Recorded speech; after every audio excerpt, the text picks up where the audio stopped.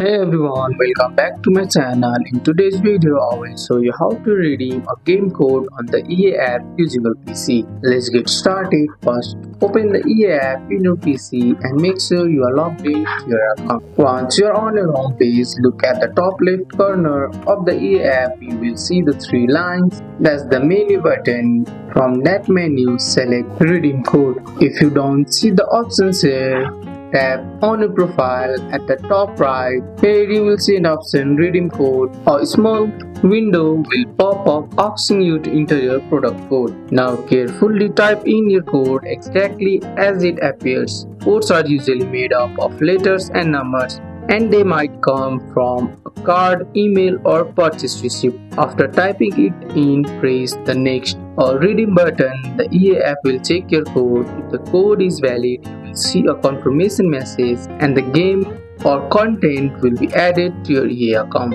You can then find it in my collection inside the EA app. That's all for today's video, guys. I hope you guys like this video. If you found this video helpful, drop a like, subscribe for more videos. Thanks for watching. See you in the next one.